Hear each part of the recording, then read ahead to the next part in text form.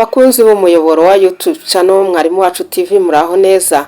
Nitwa Genevieve Muteteri. Uyu munsi tugiye kubagezaho amwe mu mateka y'umujyi wa Los Angeles, umwe mu mijyi ikomeye ku isi, ukaba ari n'umujyi wo muri Leta Zunze Ubumwe za Amerika uzakira igikombe cy'isi mu mupira w'amaguru.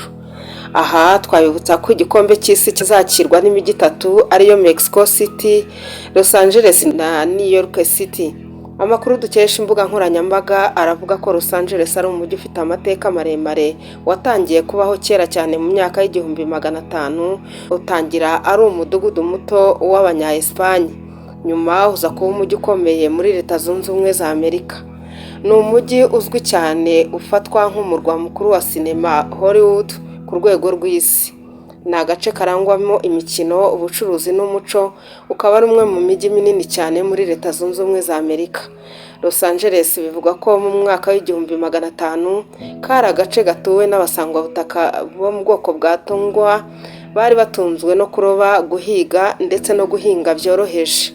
Mu gihumbi 781 abanya-Espagne bashinze umudugudu muto bawita umudugudu w'umwamikazi w'abamarayika, ari naho Los Angeles yatangiriye ku uwo mudugudu icyo gihe.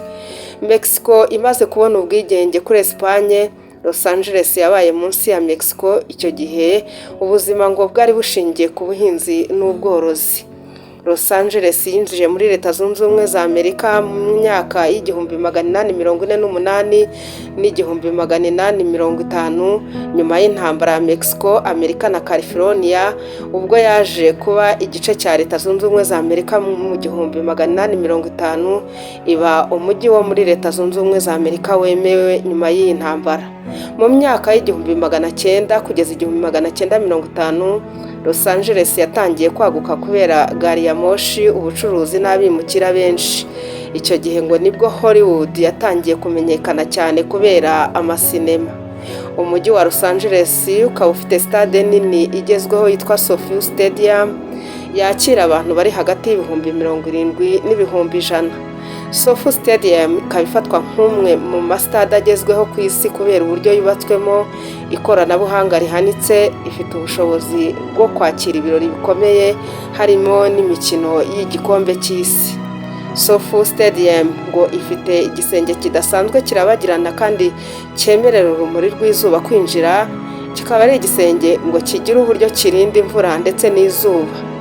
Iyi stade kandi ngo ifite screen nini cyane imbere y'icyumba cya stade. SoFi Stadium ifite ikoranabuhanga rihanitse rya internet ngo yihuta cyane ku bafana bose, systeme z'itumanaho zigezweho ndetse na kamera zituma umutekano uba mwiza cyane. Ikaba ari stade yubatswe kuva mu mwaka w'ibihumbi 2016 yuzura mu mwaka w'ibihumbi 2020, itwaye akayabo kagera mu mamiliyari 5.6 z'amadolari y'Amerika. Izi miliyari zubatse iyi SoFi Stadium zikaba zarubatse stade ubwayo, ubutaka n'inyubako bikikije, ikoranabuhanga rihanitse ririmo ekran nini, systeme z'amajwi n'amatara, imihanda n'ahantu ho kwakira abantu benshi.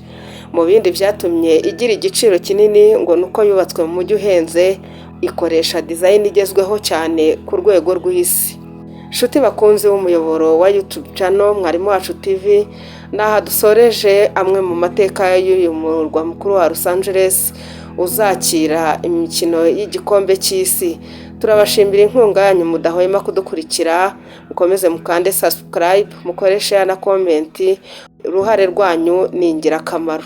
Murakoze, naho utaha. Nari Genevieve Muteteri.